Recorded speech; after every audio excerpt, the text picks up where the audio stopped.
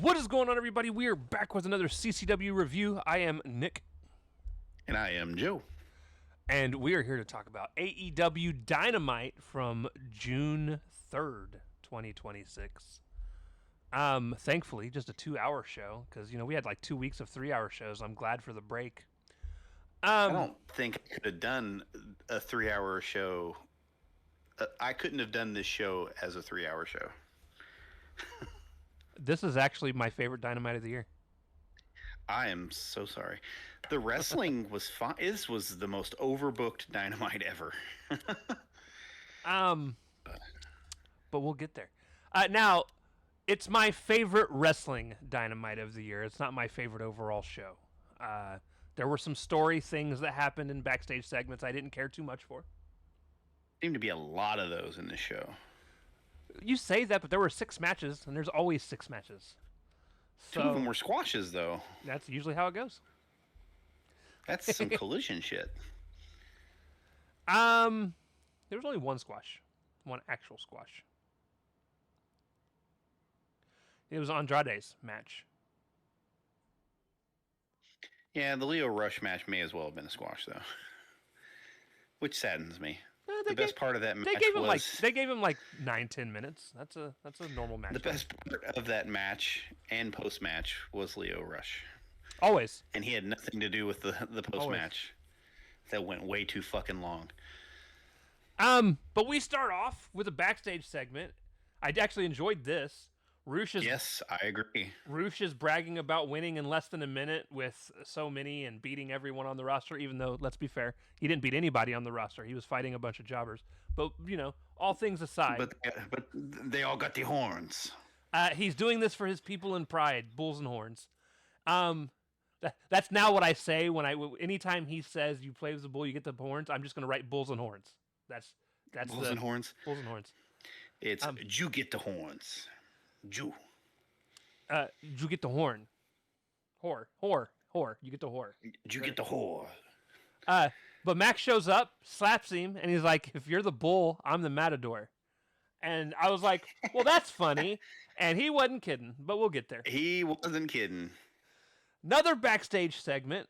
Renee is with Roosh again, because the other one was from earlier today.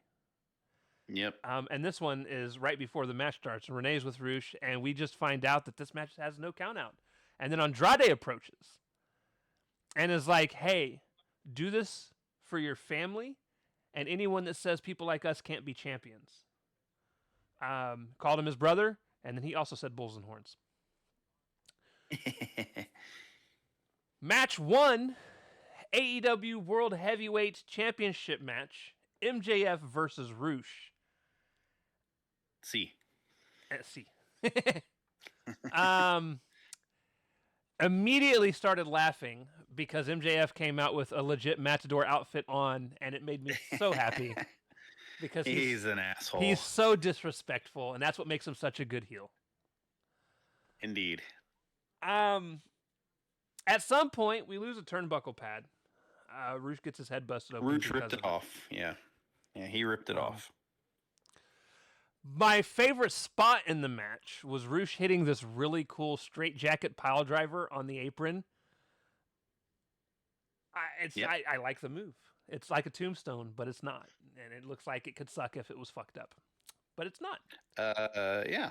It's essentially a cross-armed pile driver, but... Yeah. We'll just say MJF has a lot of faith in his fucking partners out there. And he protected him very well. Oh, yeah, he did. Roosh hit some horns. MJF touched a rope.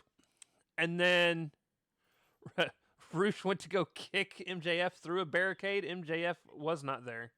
That barricade ate it, though, let me tell you. And so did the guy's knee that was behind it with a chair. Yeah, it was gimmicked, but still, it went to pieces. Yeah, it did. And then right after he went through it, it was another fun spot where MJF dropped a tombstone onto the barricade. And then feigned on the piece of the barricade that was laying on the ground. Feigned a leg injury out of it. Yeah, there was a lot of dumb selling. MJF's knee, Rush's arm, all of it in very weirdly convenient times. Rush was busted open early, but I don't think he was actually busted open. I think it was some sort of like blood capsule because it didn't bleed very much. Right. MJF eventually got the Salt of the Earth locked in. Rush flipped him off until he passed out. MJF wins. Now, it wasn't even the Salt to the Earth. It was a crossface. Oh, was it not? He had the Salt to the Earth on earlier in the match. Yeah. It was just a crossface. And he passed out quick. Rush should have struggled a little more. It was weird. So, here's my thing. I am not a fan of so many people in today's wrestling passing out of submission holds because they're supposed to be so strong. I think it's okay to let your people tap out. That's only supposed to be reserved for like the top baby faces. That's a top baby face move. Not every baby face or every tough guy needs to do that. Right. So,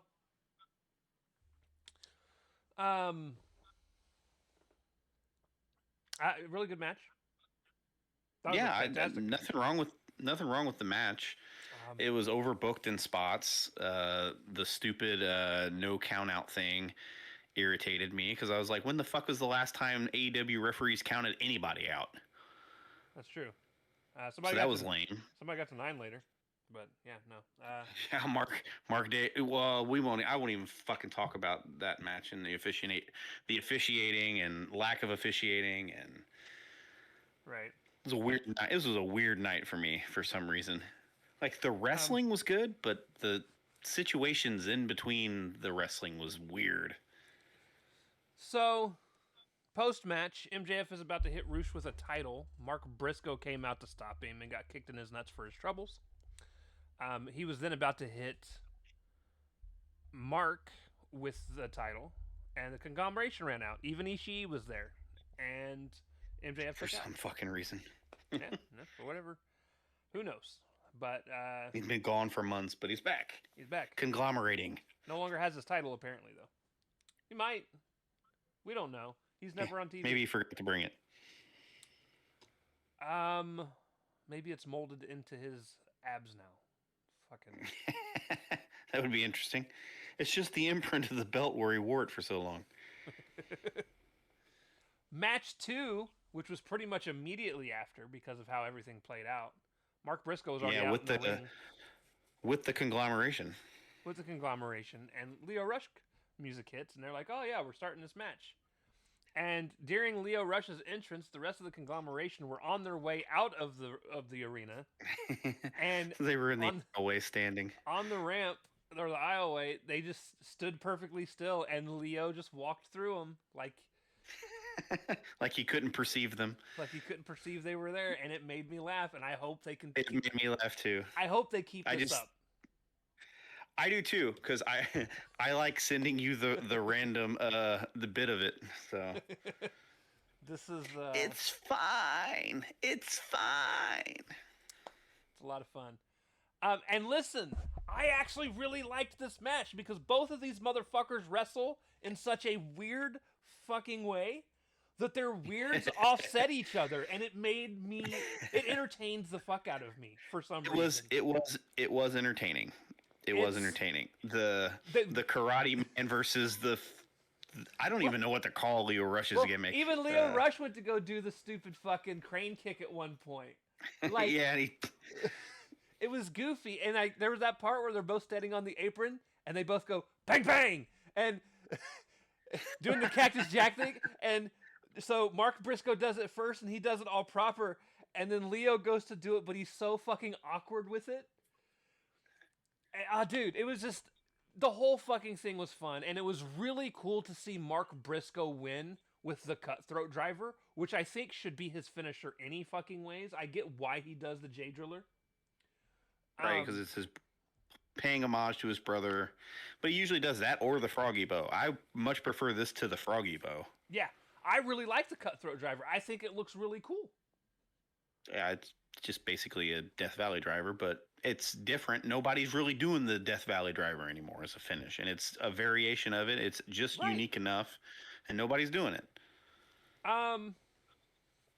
But yeah, so yeah, he hit the cutthroat, got the win.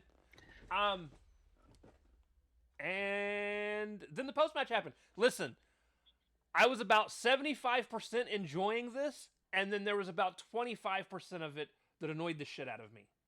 The post match. It annoyed me. It was so long-winded. So long-winded. Like the stuff he's saying about his brother, I'm fine with that. But it went on and on and on. Yeah. So he gets the mic. He talks about how when he lost his brother, instead of celebrating their birthdays and eating cake together like they normally do, because their birthdays are right around the same time, actually right around the time his brother died. Yep. He ended up having to debut in AEW alone. He said he got to let his anger out through his wrestling and stuff, and he couldn't find his joy until he found some friends, people that like to conglomerate.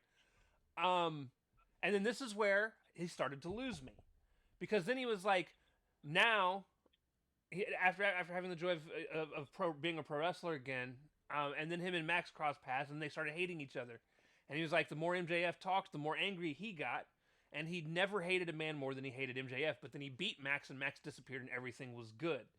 And at this point, I'm like, okay, now Max is back. This is getting really long-winded. But then I enjoyed how he ended it, because he said, but now he's back, and he has some things that I want, and that's the world title.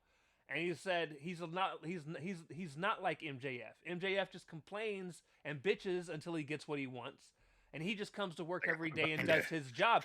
And I loved this, because he's right. That's how these characters are perceived, because he's the chicken shit heel, and Mark is supposed to be the blue collar, just hard worker. I get it, but there was like 15 minutes of other shit he said in between all this. Right, and that's why I said I liked about 75%, and then there was the 25% in the middle. Like this was a reverse shit sandwich,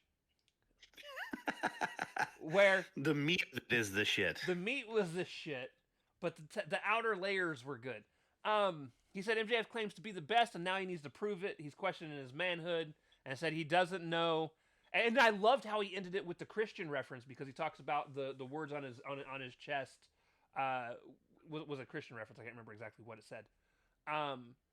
But he said that he doesn't know. He doesn't know if the devil, referring to MJF, reads the book, but the devil loses in the end. And I was like, that is really cool. It's sad that you're gonna lose, and that's not gonna mean shit when it all goes down. It's sad there was so much filler in between the good parts of your promo. Right. I could have done without. I want to be behind him, but he just kept going and going and going and going. This is one of those things where. So we got a couple really good promo packages tonight where they kind of highlighted some stuff that happened on Collision for different matches that were going on. And this is one of those things where I feel like some of this would have worked better in a promo package. You could have kind of summed up their history through a promo package. Instead of him, don't worry, now we got plenty of sound bites from him to put together a package for this. Right. Instead of him giving us the history, like I didn't need the full history detailed in the middle of the ring. I'm good. I've watched all of it. I was there for 100% of all of the things that he had to say, like in terms of him and Max's history. But yeah, no. Reverse shit sandwich. The outsides were good. You could have done with like 5 minutes of the inner side being just cut the fuck out. I didn't need to hear the rest of that. The nice artisan bread, but just the absolute steaming pile of shit in the middle. I'm gonna be honest with you. It's probably one of the smartest things they could have fucking done. Regardless of how you and I feel about it, they do currently have a lot of new people watching because of how Double or Nothing panned out and stuff like that. So it makes sense for them to go through and give the history. I just wish it would have done it in a way that at least we would have also found it entertaining instead of do it in a smarter way instead of this catering just to people that haven't been watching the show for the last 5 years. Yeah, like I said, started out okay, really, really, really long-winded. By the time he got to the end, I was so done with it, I didn't care. Even though it was good, I was just like, can this segment be over now? Right. In-ring segment, Tekla comes out as in-ring-ish segment. Right. When I say in-ring, it just means in the main area. Yeah, they were in area. the arena. She did walk by the ring though, so I'll still take it. Thank you. Tekla said she basically has a vendetta for these Stardom bitches. I love when she was like, "I don't like these little kawaii girls."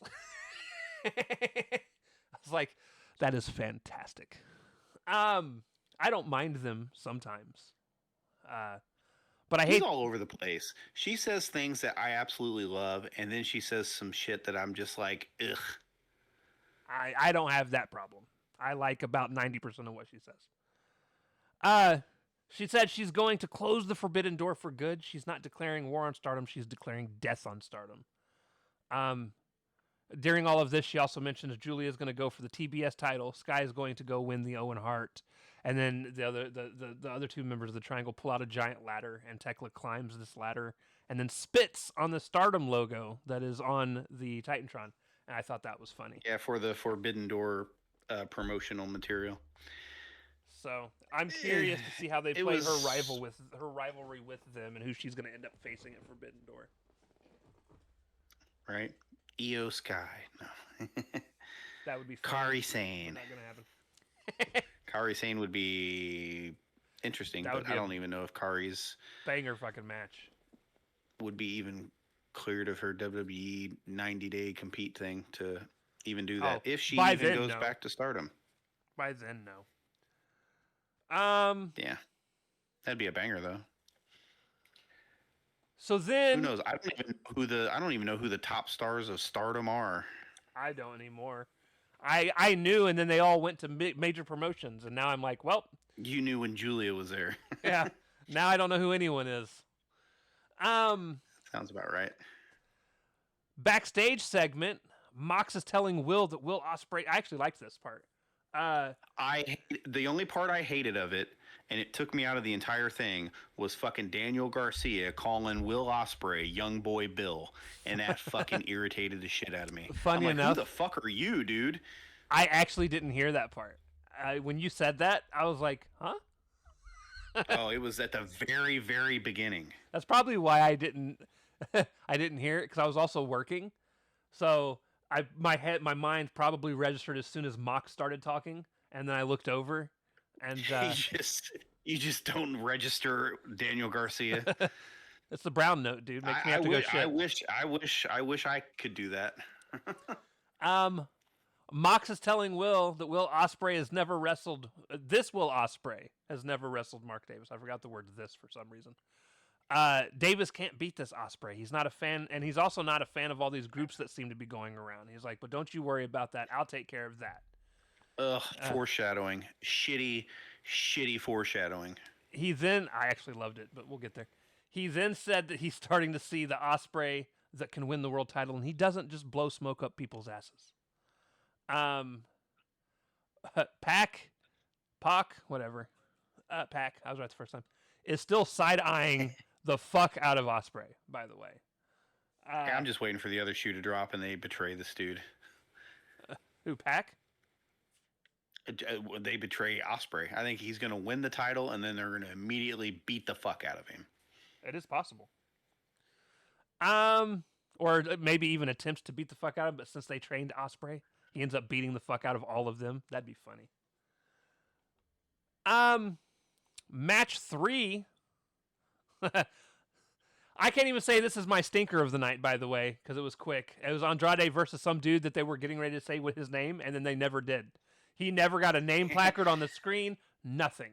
It didn't matter. He ate an elbow and a DM, and that was good enough. Yeah, he ate an elbow. Andrade was about to get the pin. He pulled him up, hit the DM. Match was over. Got the pin. He grabbed a mic post match and then was like, "Hey, I really want the world title that MJF has, and I know MJF beat my brother Roosh, but he doesn't think MJF can beat him. How you know?" Don Callis then comes out with Jake Doyle, because Doyle rules. Doyle rules. Callis says that what Andrade did was amazing, but right now he has something very important to say. And he then announces the newest member of the Don Callis family, Kevin Knight. This actually surprised me, and not in a good way. Yeah, I messaged you. Well, I guess he needs a mouthpiece, so they threw him with the DC family. I don't even think it's a mouthpiece problem because he still talks.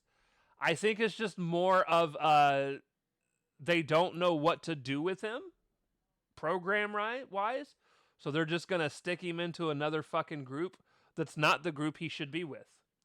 And I'm also gonna be honest. I think he's gonna get kicked out of that group relatively quickly. Think they're just using him for the TNT title clout? I do, and I am pretty sure before it's all said and done, Fletcher's not going to be happy that he's got it. Fletcher's going after Talk and that title, so Fletcher is actually trying to move up the card. Except he's not, because Okada's going back after that title. That makes no sense at all. Especially with how the rest of the day goes here when we get to the things later. Right. And we'll talk about it because it makes sense to me. It's not direct links. It's indirect links. But at that point, Kevin Knight's new music hits and it sucks. Although yeah, it does. It's not like his other music was really that good. No, that's true as well. So, the one thing he has not had is a banger fucking entrance music yet. Yeah, both the new music that happens on this show are both not very good. More to come on that. At that point, Speedball Mike Bailey's music hits, and I was like, oh, I guess they're just going to jump into this match. All right. So Speedball comes out, and listen, these guys put on a banger too. Yeah. And Speedball's kicks were on point. Listen, there was a couple kicks in there. I thought he legit kicked fucking Kevin Knight in the fucking dome. And he may have, but they looked good. Yeah, they did.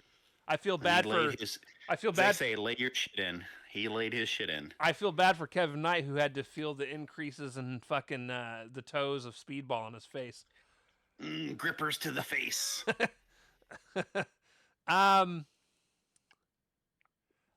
But the ending of the match bothered me because I feel like if you're going to build Kevin Knight up, you should be able to do it in a way where he gets a clean win over his ex-tag team partner. Like, I get that you push him heel, and the cowardly heel thing's fine for the most part, but this is a very specific situation where it's not like Speedball's in world title contention. He can eat the fucking pin and it be fine. Especially with all the distraction spots and shit that they had throughout the match. Yeah, I don't care for the ending. I also don't care that fucking Callis didn't get down off the apron in time for fucking what's his name to turn around, Rick Knox to turn around. So Rick Knox saw him on the apron. Right. Not to be fair, their referees are so awful, dude. Don Callis is getting old. Well, yeah, but communicate with each other. The referee should know not to turn around yet. He should be getting a cue. That's why they wear the earpiece. Right. Post-match, Kevin Knight. Oh, we got to talk about that fucking weird bump that Kevin Knight, that Speedball took off the top from Kevin Knight. What was that? Did you see it, or were you working? I was probably working and did not see that. I saw the only crazy thing that I saw that I noticed and didn't even really look crazy to me was Kevin Knight hit a really, really good springboard clothesline to the outside. I remember that spot. Where he got an insane amount of air. Yeah. So it was it was almost like a top rope spine buster, but I don't know if it was supposed to be something else, but Speedball came down hard, took a really hard back bump, and then it led to something else, and then the finish. So it was weird. Yeah. It didn't look good.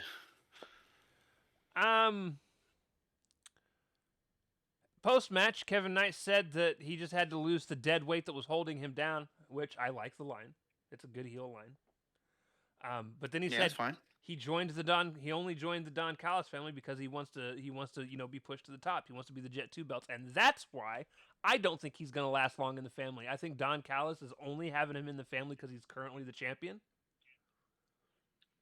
and I think he's gonna fuck around and get himself beat down for being way too cocky.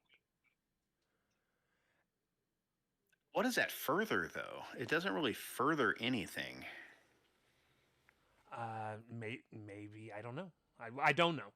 Look, there's still a part of me that hopes somehow this all plays into him joining the Hurt Syndicate because I think that's a better fit for him.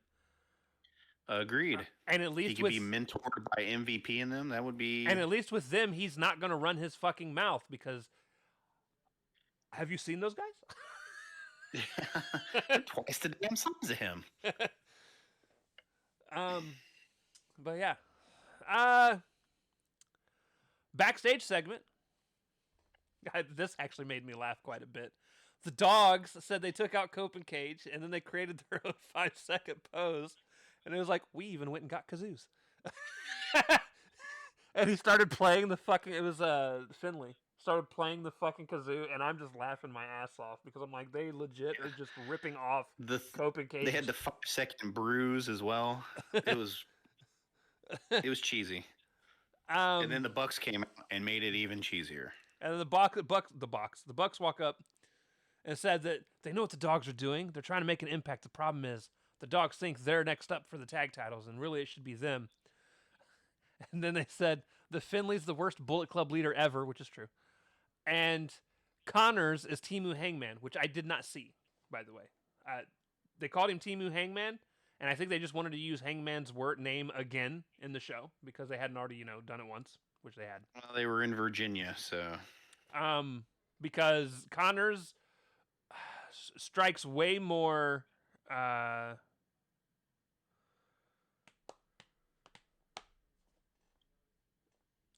can't think of the fucking name of the movie or the actor that I'm trying to reference, but it definitely is not Hangman. I think he's kind of like young Hangman, like old ROH Hangman before Hangman found himself. Listen, I don't even know ROH Hangman. I haven't been around those fields. All right. You weren't missing much. You weren't missing much. Although generic cowboy is not much better. Listen, you're gonna listen. Hold on. Connors reminds me of a young Matthew McConaughey. That's what I get out of Connors. Right. No. There's a different quote that comes to mind. I'm not gonna say it here because it's wildly inappropriate. Yeah, I know what movie you're referencing. But for that shame, sir. Is the Connors that it reminds me of in terms of look. For shame. Anyways, moving on. So, match number 5. Oh, I'm sorry. Backstage. Oh, actually, we weren't even there yet. Sorry. After all this was done, they said they wanted to wrestle for the number 1 contenderships, and the dogs were like, "We're number 1 contenders. We'll wrestle when we want to," and then they walked off. Yep. And then they walked off. Backstage, MJF is supposed to listen. I hated this. Because I was like, oh, he's in an ice bath. And then they walked up on the tub and it was just all water. And I'm like, what the fuck is he doing? just sitting in a metal tub in his briefies, man. It wasn't even his briefs, dude. It was his wrestling tights. I know, but his wrestling tights look like briefs. So, like, it wasn't even an ice. Like, I was expecting, like, the coldest ones, or whatever, that show that the fucking... plunge. Cold plunge. Yeah. That's what I was expecting. No. Because MJF still can't do anything right when it comes to being a man. It's just cold water. I can't handle ice. Nah, it's probably not even cold water. I'm just talking shit. But no, it's yeah. It was just water, dude, and then I was disappointed. At first, I didn't even see the water. I thought he was just sitting in a fucking empty tub. And I was like, well, this is stupid. But yeah, so he says that it didn't surprise him that Mark wants a shot, but guess what? He doesn't get one because the title's for winners and generational talent, and Mark can't do shit about it. So stop asking; it ain't happening. And I was like, I like this. Tony Khan can still make you do it, but I like this. Yep. It's like every 2 or 3 people are talking about how they want title shots. Yeah, that's normal. They've got to be going somewhere with that. It can't be coincidental. It's like every show. Right. Match 5, Owen Hart women's this was quarterfinal. Quarterfinals, yep. It was Alex Windsor versus Wildcard as it was billed, and to literally nobody's surprise, it was Mercedes Moné. And listen, back with new music that is not as good as the old music. I don't know because I didn't hear it. Because the one thing AEW doesn't do is play the actual theme song through the fucking TV. So, like, I'm sitting across the room watching wrestling, and I can't hear her fucking theme song. All I hear is the crowd going, CEO, CEO. So I didn't even notice she had new theme music. Yeah, it's different. Or at least it seemed different. It was really quiet, I will give you that. But it didn't seem to have the same thing. I don't think it's the same. I am completely on the fence on this. And there's a reason. I wasn't expecting a big return. I'm going to be 100% honest with you. I was expecting somebody along the lines of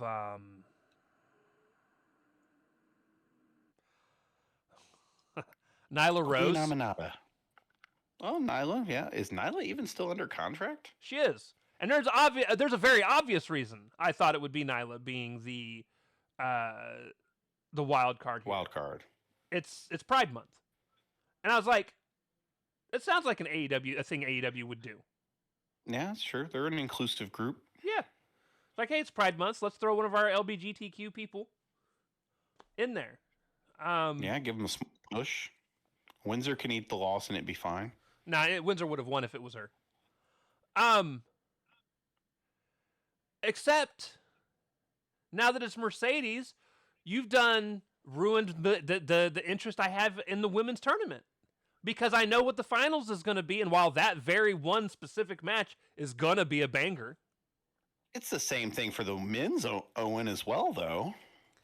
Yeah, but they're at least going to have matches along the way that are intriguing. The only other match that's intriguing in this women's tournament bracket at this point is the finals match. You saying Persephone against whoever's not going to be doing it for you? Correct. I think Persephone would get Monet next if she wins her match on Collision. I believe so, which is who Monet lost to for that CMLL Women's Championship. Which is good. That means they've at least wrestled each other before. That means Athena would probably get Saree. Which I don't know a ton about.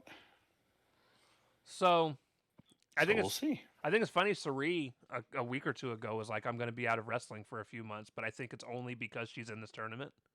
So she was letting her fans know she was going to be gone. Right. She was telling the other promotion she was working at that she was taking some time away from that to do this because she probably had to come to America and stay in America for a while.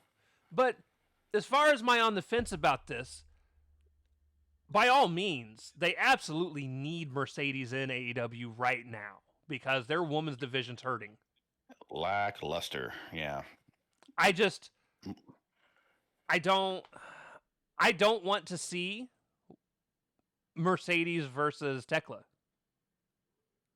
And I feel like now that Mercedes... I don't think Mercedes is winning. I still think Athena's winning. I don't. With Mercedes there, I think she's going for the world title push.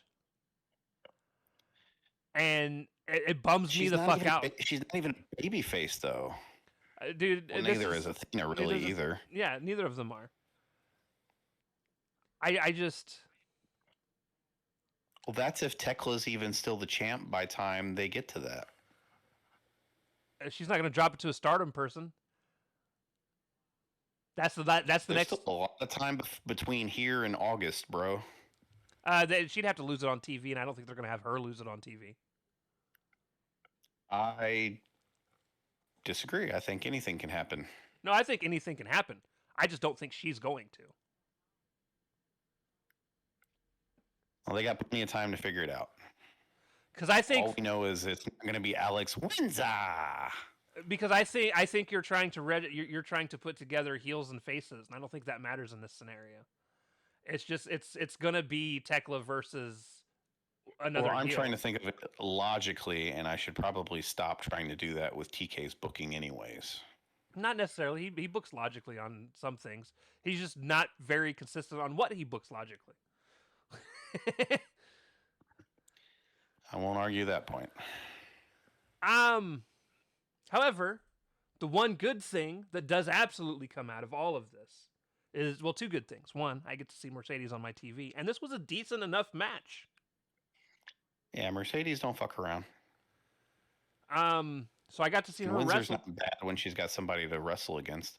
I just don't like her gimmick. I don't either. And on top of it, Windsor doesn't win, so we're not going to get the couples winning it again. That made me happy. thank goodness, because that didn't go very well for the couple that won the Owen previously. Britt Baker won her world championship. I'd say that went pretty fucking well. I just mean for the couple in general and their ability to stay together. Them both winning, I don't think played anything into them. No, I'm just not being saying together. that I agree. I'm just saying it's something that happened, so there's precedence. Right. Listen, I'm not gonna go there. Just like the Madden curse isn't real, but people put stock behind it. How many more Maddens are they gonna have where somebody stays healthy before that stops, though? Because I feel like that actually hasn't happened in a while. That somebody stayed healthy? No, that somebody got hurt off the cover. It's been a while. It was just. It is what it is. Right. Mercedes wins with a backstabber into a statement maker, as she tends to do. And I liked the way she did it too, because she hit the backstabber, realized she was too close to the And rope. she yanked her ass. Yeah, that was great. She dragged her by the head. Yeah, pretty much. Until she got her in good. place. I was like, let's go. And that's where being a veteran is fantastic. Yep. Ring positioning. Backstage, Don Callis says everyone's talking about the family. He's recruited many top stars. He's management for the gold, which is why dude's there. And in minutes from now, Mark Davis is going to break Ospreay's neck and then win the Owen. And then the Don Callis family will walk into the blah, blah, none of that happens. Okada, at this point, says his international title doesn't belong in a backpack and it's not going to be there for long. And then they say they're going to go talk to somebody. So my guess is they went to Tony Khan. And I think we're going to get a rematch between Okada and Takeshita at Forbidden Door. Forbidden Door. That's why I said I don't necessarily think that Kyle is going to be going for the international title. I think what's going on there very specifically is Tak is supposed to be emotionally upset that somebody he considered a very close brother betrayed him. I don't think that specific one has title implications. I think that is an emotional thing. It's still going to lead to a feud, which is going to inevitably lead to a title shot because he's the champion. Eventually, yes. I'm just saying for right now, though. It doesn't have to happen immediately, but I also don't think that I'm going to tell you just going to be the TNT champion again either. I'm going to tell you right now, Okada versus not Okada. I'm sorry. Too many Japanese names. I was about to say Okada versus Takeshita. Fletcher versus Takeshita at All In, because that's probably where it's going to fucking happen, is going to bang. Banger.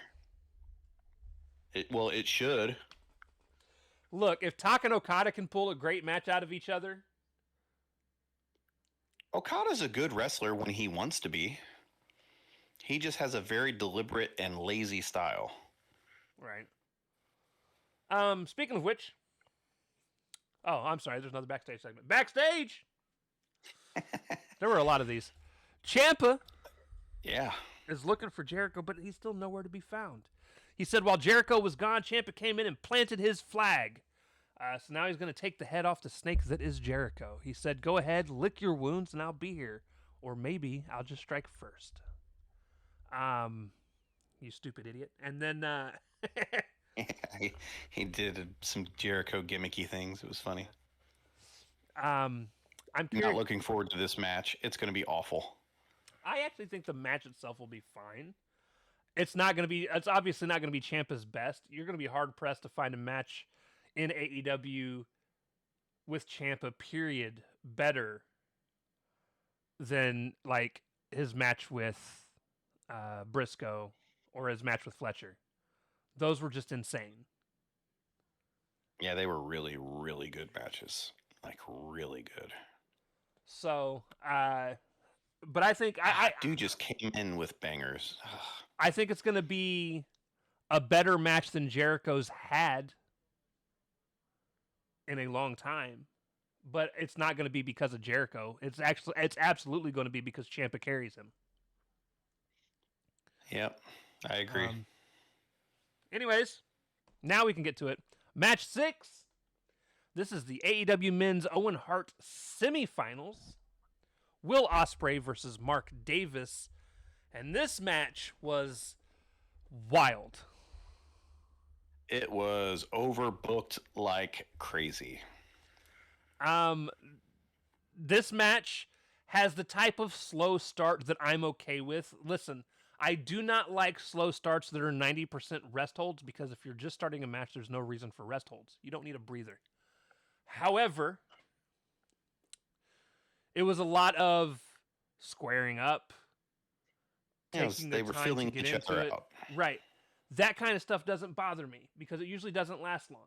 And usually if two people are within the same weight limit, it leads to your favorite spot in the world, which is two people just punching each other. Well, the elbows to the face spot. Yay. However, once this match got going, it was going. And they were beating the dog piss out of each other, and it was fantastic. There were some really well-placed kicks. There was a so we had one spot where Ospreay went for a tornado DDT on the outside of the ring, and Davis caught him and then turned him around and did a drop suplex onto the announce table. It looked really good. Yep. Dude, Mark Davis being as big as he is, anytime he hits that fucking enziguri, I get excited because it just looks so good coming from him for some fucking reason. Like big tree trunk of the leg coming up, smacking you in the back of the head. And it shouldn't work, but it does with him. It reminds me of Hakahana. From Revenge? Yes. Because I believe Hakahana had that enziguri. Yeah, that back flipping enziguri, yep.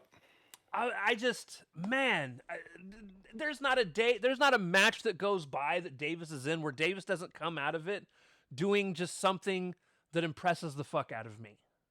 Dude, he took a Hurricane Rana off the apron to the floor. Yeah.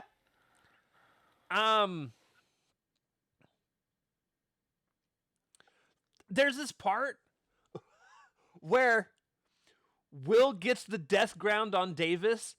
Davis stands up, picks him up, one arm, slams him, power bombs him into the fucking mat. And then he picks him up and hits the gut-wrench pile driver immediately after.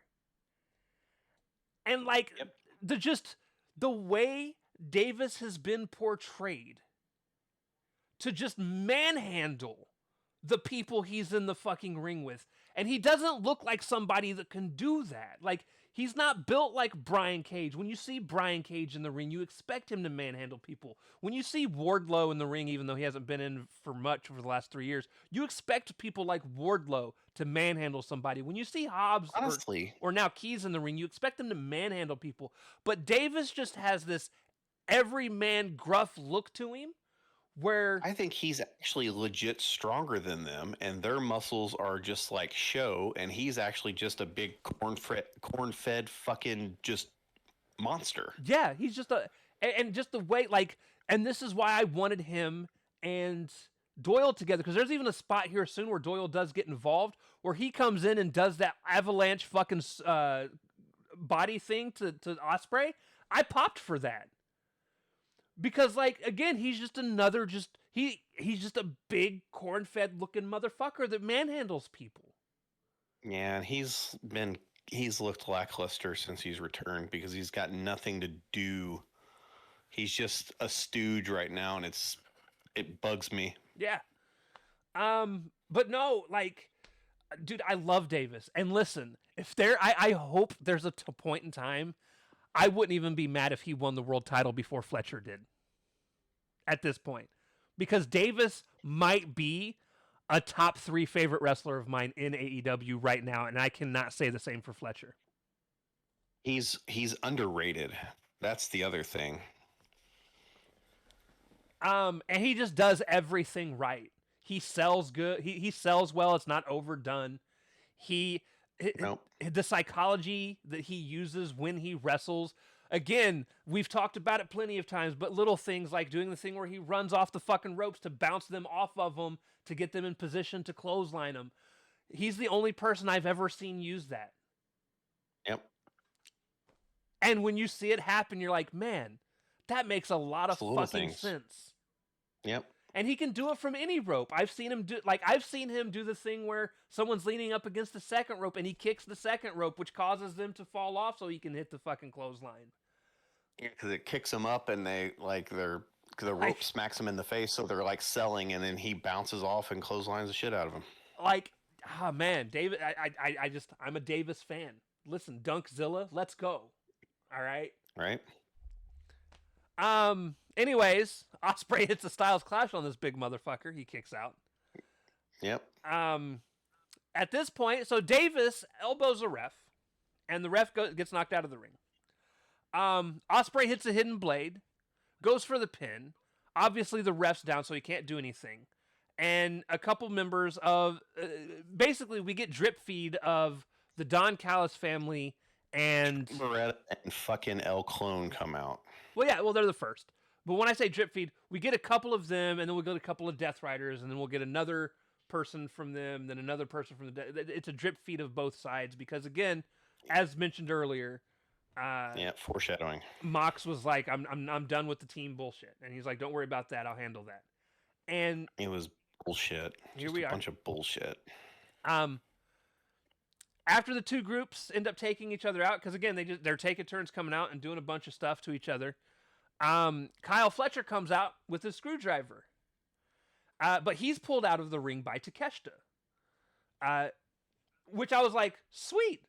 Because I was like, how are they going to play this off? I forgot Takeshita even existed, to be honest, at this exact moment in time, because he's not directly tied into Fletcher. He wasn't on the show to that point, and all he had been was mentioned. But he showed up, and I was like, well, that makes sense. I'm glad they did that, because now I don't have to worry about how is Will Ospreay going to get out of this bullshit. So he pulls dude out, and then I loved what happens after. So they go, and they start doing their fighting. Davis has the screwdriver, and Ospreay hidden blades the tool out of his fucking hand. I've not seen the hidden blade used as a setup for another hidden blade. As a disarmer. Yeah. It was like, hey, no, you're not going to hit me with that screwdriver. Let me elbow it out of your hand. I just thought it was pretty cool. And then he hits the hidden blade. He goes for the pin. There's still not a ref there.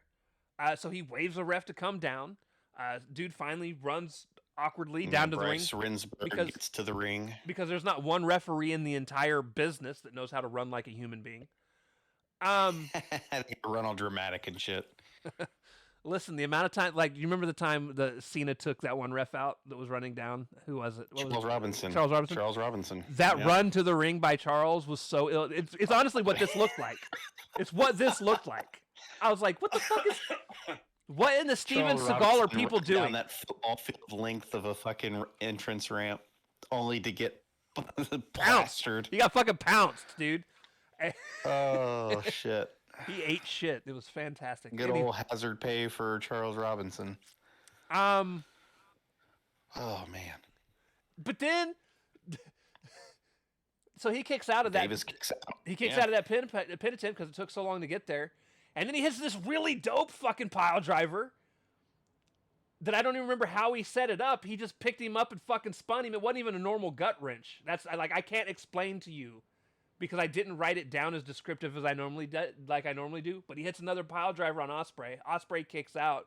And then, okay, I don't know what the name of the move is, but a lot of you guys are going to know it by this. It's the move that Seth Rollins fucked up and kept getting compared to Ospreay for online. The flipping thing where he ends up with them between his legs. Yeah. However, this man turned the flipping thing that he ends up in between the legs and managed to flip it, flop it, and spin it into his death ground move. And let me tell you what, as much as I hate this fucking finishing move, that was one of It's an armbar. That was one of the smooth. Yeah, but they call it the death ground. I know, and I hate it. I hate it too, but it is what it is. It is one of the look. I don't like the two birds, one stone, but I still use it. It is one of the smoothest transitions into that fucking armbar you were going to get from this man. And I was actually happy and impressed by it. I still hate that he does this stupid fucking move because I'm tired of people doing... Like, there are like 50 people in wrestling that are on TV weekly that this is their finisher, and I'm fucking tired of it. Yep. But the way he did it, I was like, that was fucking smooth. And of course, Mark tapped out, and the match was over. And I know you don't like all the schmaz and the people getting involved, but the thing is, it's a Don Callis match. You're not getting a straight match. You're never getting a straight match outside of an international championship match because those have... Or no, Continental... That's not even... No, because that's not even the one that has the rules. It's the Continental title that has those rules. So no, as long as there's a Don Callis family member, you're not going to get a clean finish. Well, the problem is, it's the same thing for every fucking faction. Because the Death Riders are all in each other's business and shit as well. I'm just over all the factions and the nonsense. So are the Death Riders. Listen, even though because they're the ones that started it all. They are a part of the problem. I'm just saying, it didn't bother me tonight. I also got this overbooked. There was way too much going on. I also got to see somebody toss Marina Shafir, and then she spit her gum in his face, and it was fucking hilarious. Yeah, that was Doyle that tossed her, wasn't it? Tossed her.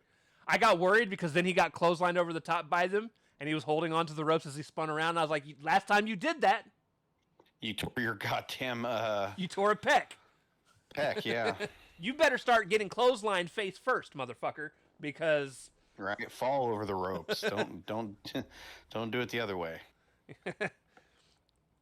And that was the end of the show. And listen, I just had a lot of fun with tonight's show. It was... There were, like I said, and I mentioned the parts I didn't like that I thought were overdone, whether it was fucking I did it again, Mark droning on for way too long, or there wasn't a whole lot that I disliked. The Kevin Knight stuff. I'm gonna fuck about Kevin Knight with the Don Callis family. I think it's stupid. And yeah, it's just a lot of overbooked stuff. The MJF Roosh thing was a little excessive, with the blood capsule blood and the gimmicked barricade, and then the weird selling of the arm and the leg at weird times to further the match. I loved the gimmicked barricade though. Like, I had no problem with that because, like, dude, that barricade ate shit, gimmicked or not. Oh yeah, it shattered. It shattered like it was supposed to. But I like the wrestling was fine. It's just all the extracurricular bullshit that it just seemed unnecessary to me. That's wrestling. Wrestling's unnecessary. I love the chaos. Feed me more chaos. It's fine. It's fine. It's fine. Yeah, what do you think he kept trying to tell Mark Briscoe? Probably it's fine. He didn't come out with his umbrella this week, so... He should have. And had it bounce off people when he was walking between them and then wonder what it was bouncing off of because he couldn't see them. Like, that would be fucking hilarious. Yeah. Had to use his umbrella like a fucking seeing eye cane. Good old Leo Rush. He's found a gimmick that has made him TV worthy because let me tell you whatever he was doing before with the crew just was not working for me at all. No, he was with Action Andretti, and it was just kind of aimless. They were just another team that was like Top Flight or Private Party or Insert other tag team here. This is much better. It's getting him TV time. I do think they need to do something with it.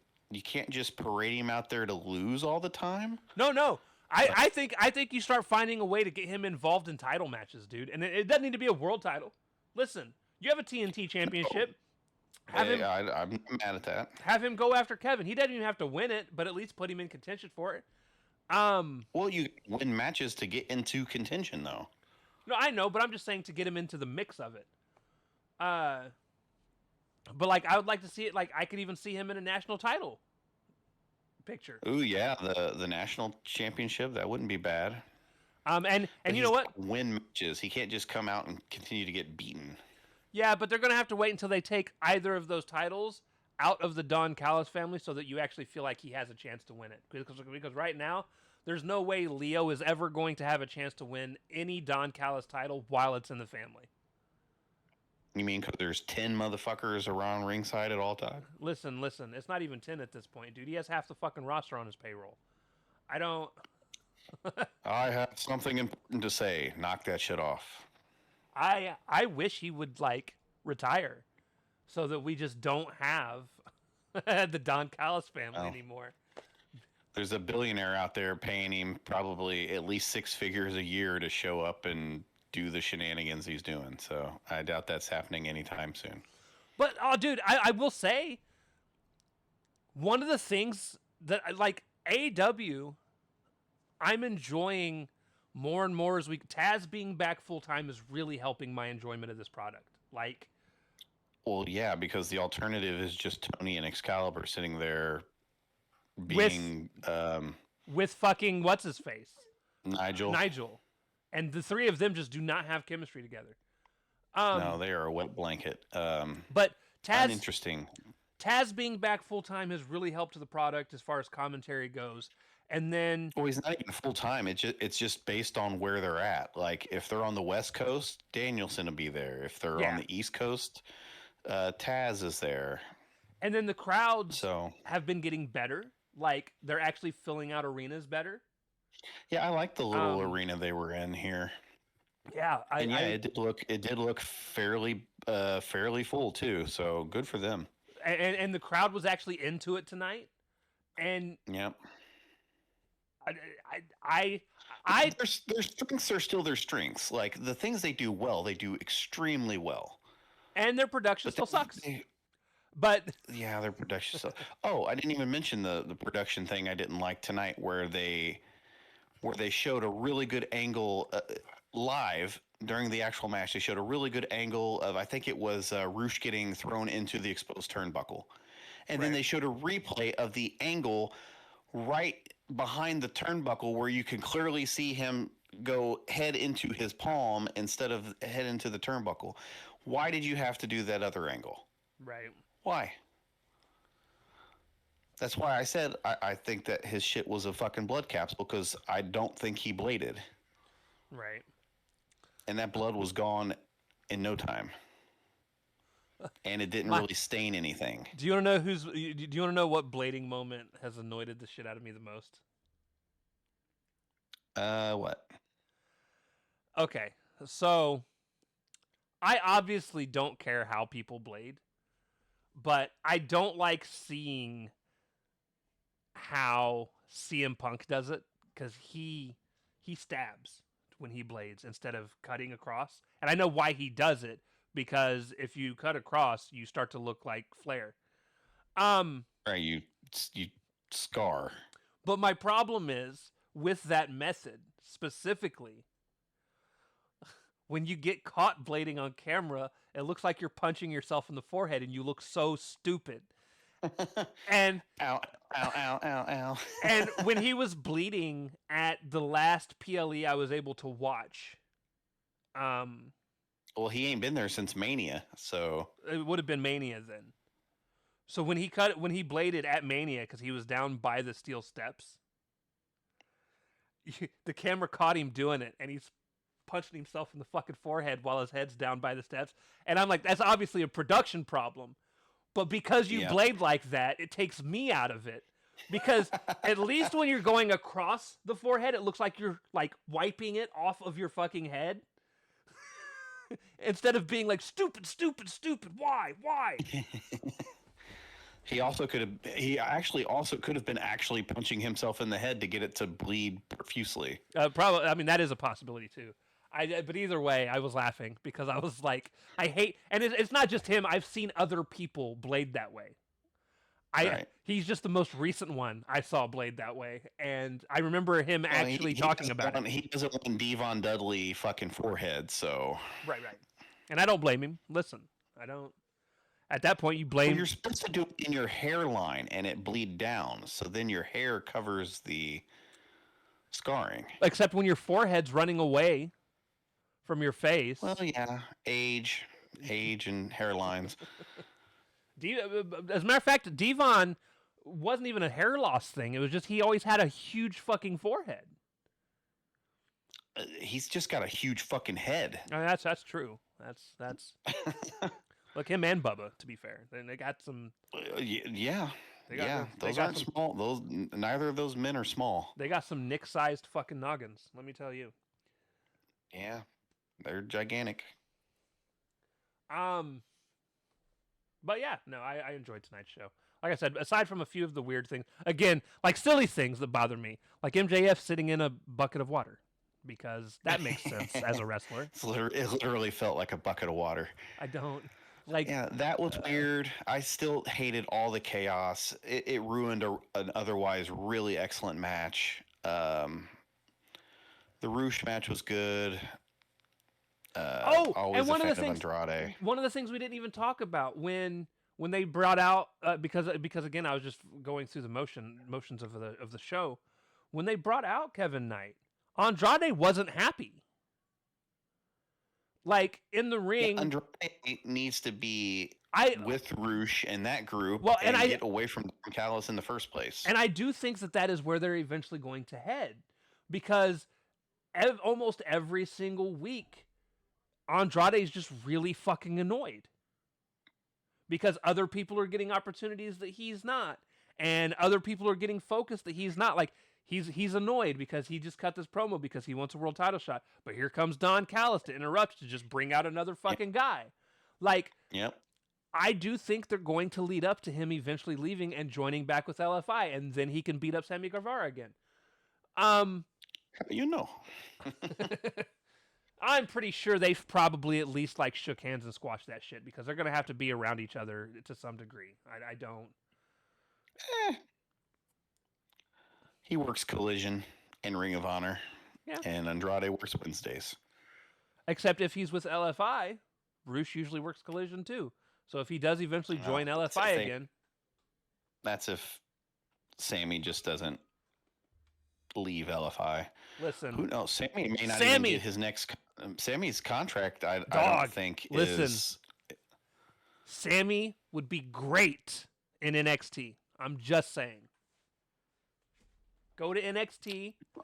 I don't disagree with that. So that I don't have to watch you.